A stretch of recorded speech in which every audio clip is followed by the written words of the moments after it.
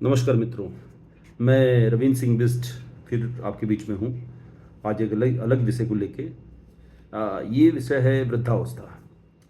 और हम लोग सभी इस मोड़ पे कभी ना कभी आएंगे। अभी हम लोग अपने कार्य में व्यस्त हैं, इधर उधर जाते हैं, दौड़ भाग करते हैं। पर एक समय ऐसा आता है जिस समय हम लोग इस तरफ इस रास्ते में चलते हैं या मूव होते हैं, जो भी कहिए आप। अब जहाँ तक वृद्धावस्था की बात है, आज की डेट में कई चीज़ें ऐसी हैं जिसके बारे में हम लोग समझते हैं, देखते हैं, महसूस करते हैं। तो ये मैं शायद आपसे कुछ अपने विचार इसी विषय पर व्यक्त करूँगा। आजकल ये देखा गया है कि हम लोग संयुक्त परिवार होने के साथ ही कुछ ऐसी चीज़ें हो जाती हैं जिसको जो हम लोग ध्यान नहीं दे पाते हैं रोज़मर्रा के कार्यों के कारण। आजकल एक परिवार में अगर 3 या 4 भाई हैं और माता-पिता हैं, तो कोई एक लड़का उनका बाहर रहता है, कोई बॉम्बे में है, कोई मुंबई में है, मुंबई या बॉम्बे जो भी कह लीजिए, कोई पूना में है, कोई लखनऊ में है, कोई विदेश में भी है। होता क्या है कि हम लोग बच्चों को पढ़ाते हैं, शुरू से सोचते हैं कि हमारे बच्चे अच्छी एजुकेशन लें, आगे बढ़ें। और इस आपाधापी में ये होता है कि बच्चे तो आगे बढ़ जाते हैं, पर हम लोग वहीं खड़े रहते हैं। और शायद ये एक विडंबना भी है, हर बाप चाहेगा उसका बेटा आगे बढ़े या बेटी आगे बढ़े, पर साथ में लास्ट में या आखिरी में ये होता है कि वो नितांत अकेला हो जाता है। एक उदाहरण इसी बीच का मेरे बीच का है। हमारे एक भाई साहब थे, आज उनकी कोरोना के समय में डेथ हो गई थी। एक बार वो बड़े गुस्से में थे, मैं उनके घर पे गया। उनका एक बेटा यूएस में था और एक बेटा लखनऊ में उनके साथ रहता था। जो दूसरे नंबर का बेटा था, उनके लिए उनने बहुत कुछ किया, कभी दुकान खोली, कभी कुछ किया, लेकिन वो चल नहीं पाई। और हर समय हर बिजनेस उनके जो प्रमोट करते थे वो फेल होता गया। उनने एक दिन गुस्से में मुझसे बोला कि भाई ऐसा है, देखो बड़ा बेटा तो मेरा ये कर रहा है, ये तो नाकारा है, बेकार है।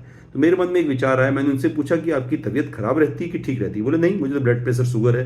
तो मैंने पूछा कौन लड़का आपके काम आता है? उन्होंने बोला यही है, यही आता है, यही ले जाता है, ले आता है। तो मैंने कहा कि वो व्यक्ति या वो बेटा जो आपका विदेश में है, आपने अच्छा पढ़ाया, उसमें योग्यता थी, वो आपका नाम रोशन कर रहा है, वो विदेश में है, अच्छी बात है। पर आपके सामने दूसरा बेटा खड़ा है जो आपके बुरे वक्त में आपके साथ है, आपको सहयोग करता है, आपकी देखरेख करता है। तो ये एक विधि का विधान है। कई लोग ऐसे लोग होते हैं जिनको ये सुविधा मिली हुई या ईश्वर प्रदत्त ये सुविधा है, या उनका भाग्य है जो कोई बेटा उनके साथ बैठा है, या उसकी नौकरी वहाँ लगी है, या कुछ और चीज़ें हैं कि उनको मेडिकल सुविधाएं मिल जा पाती हैं। परंतु आप देखिए कि आजकल ये चीज़ें चल रही हैं कि किसी कॉलोनी में जाइए, आपको शुरुआत में पता चलेगा कि कॉलोनी जब बनी थी उस समय बहुत लोग रहते थे वहाँ, या उनने घर लिए थे। धीरे धीरे घर तो बन गए, लेकिन वो आज की डेट में घर खाली हैं। पूरी पूरी कॉलोनियों में सिर्फ बुजुर्ग लोग रह रहे हैं और उनके बेटे सब बाहर हैं। तो ये हर घर की कहानी है। अब ये तो एक चीज़ ये हो गई। दिक्कतें इस तरह की नहीं आती। दिक्कतें जिस तरह की बच्चों को आती हैं, भावनात्मक रूप से आदमी अकेला हो जाता है, उसी तरह से बड़ों को भी आती हैं। बड़े भी चाहते हैं कि हमारे बच्चे हमको फ़ोन करें, हमसे बात करें, हमारे बीच में आएँ।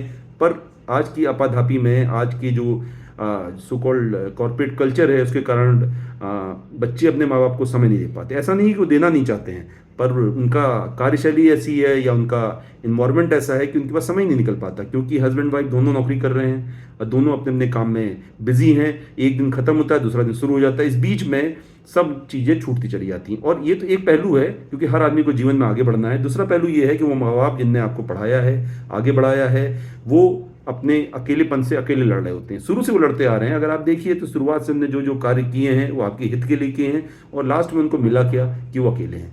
ये समस्या का समाधान कैसे निकलेगा? और इस तरह की चीज़ें, मान लीजिए उनको कोई बीमारी हो जाती है, कुछ हो जाती है, ऐसे चीज़ों में उस समय अकेले होते हैं और माँ बाप के सामने उनका पुत्र या पुत्री आ नहीं पाती। और जब आती भी हैं तब तक कई बार लेट हो जाता है या चीज़ें बिगड़ जाती हैं। तो एक सब चीज़ें हैं, ज़रूरी हैं जीवन में, होनी भी चाहिए। पर ये शायद हम लोग को सीखना होगा कि हमें बदलते वक्त के साथ अपने जो पेरेंट्स हैं या माता पिता हैं या बुजुर्ग लोग हैं, उनकी किस तरह से हम देख रेख कर सकें, या किस तरह से उनको अपने साथ ले जाए। कई बार संकोचवश भी वो कुछ नहीं बोल पाते हैं, अपने जहाँ पे रहते हैं वहीं रह जाते हैं, उस जगह नहीं जा पाते जहाँ माँ बेटे हैं, क्योंकि वहाँ जाएंगे तो उनको अपनापन नहीं लगता है, क्योंकि वहाँ पे सब लोग अपने काम में बिजी हैं। बेटी अलग चली गई, दामाद कहीं और चला गया, बेटा कहीं चला गया, या जो उसकी वाइफ है वो चली गई नौकरी करने के लिए। इस तरह से उन्हें लगता है कि जहाँ वो रह रहे हैं तो वहाँ पे हम अकेले भी ठीक ठाक रह सकते हैं। कुछ पहल हुई है, कॉर्पोरेट लेवल पे भी हुई है या कुछ छोटी-मोटी संस्थाएँ हैं जो अपने इस तरह के वृद्धाश्रम चला रही हैं या मतलब उसको ऑपरेट कर रही हैं। कुछ लोग जाते हैं, हम लोग भी जाते हैं वृद्धाश्रम में, कभी मान लीजिए मौका मिला हम भी जाएँगे, 1-2 दिन रहेंगे, चले आएँगे या 1-2 बार जाएँगे। परंतु उनके दुःख को हम लोग समझ नहीं सकते हैं। और मान लीजिए इसमें कोई मेडिकल इमरजेंसी आ गई तो उसमें क्या होगा? उनके साथ कौन है? उनके साथी भी बुजुर्ग हो जाते हैं, धीरे-धीरे जितने दोस्त होते हैं, यार होते हैं, वो सब अपना साथ छोड़ने लग जाते हैं क्योंकि खुद वो परेशान हैं। किसी के पैर में दिक्कत है, किसी के हाथ में दिक्कत है, किसी को कुछ भी परेशानी किसी को कुछ परेशानियाँ हैं। तो आज का समय सीखने के लिए या बोलने के लिए तो बहुत कुछ है लेकिन कम से कम हमको ये सोचना चाहिए कि जिनने भी हमें पैदा किया या जिनने हमें आगे बढ़ाया है, आज वो अगर बुजुर्ग हैं तो हमें उनकी लाठी बनने का समय है। हमें लाठी बननी चाहिए, रास्ते हम ही को निकालने पड़ेंगे। यहाँ पे कोई गलत नहीं है, ना माता-पिता गलत है कि उन्होंने आपको अच्छा पढ़ाया और आप दूर चले गए, ना आप गलत हो, आप भी जीवन में आगे बढ़ना चाहते हो। लेकिन इस बीच में जो हमारा एक पुराना कल्चर चला आ रहा है, जिस तरह से श्रवण कुमार थे माता-पिता की सेवा की, हम लोग श्रवण कुमार तो नहीं बन सकते हैं, परंतु उनकी छोटी-छोटी चीज़ों से सीख सकते हैं। कई चीज़ें श्रवण कुमार की आज के परिप्रेक्ष्य में भी मान्य होगी, कुछ चीज़ें ऐसी होंगी जो हम देखेंगे। राजा दशरथ का देख लीजिए आप, राजा दशरथ कि एक वचन के कारण श्री रामचंद्र जी ने 14 वर्ष का वनवास झेला। तो इसी तरह से हमको उस रूप में तो नहीं, कलयुग के पुत्र के रूप में तो ज़रूर सामने आना पड़ेगा, लेकिन सतयुग की कुछ बातें चरितार्थ करनी पड़ेगी। मेरा सिर्फ यही एक आग्रह है और शायद अपने लिए भी आग्रह है कि हमें थोड़ा बहुत समय अपने माता-पिता को देना चाहिए। अगर आप दूर हैं, अगर आप नहीं आ पा रहे हैं, कम से कम आप पर डे एक बार फ़ोन करिए। फ़ोन करने पे आधी तो बीमारी उनकी वैसे ही दूर हो जाएगी। तो ये कई बीमारियाँ हैं जो एक तो नॉर्मल बीमारी है, ब्लड प्रेशर, शुगर और चीज़ें, कुछ चीज़ें होती है डिप्रेशन। डिप्रेशन भी बड़ों में बड़ी तेज़ी से इसी कारण बढ़ता जा रहा है।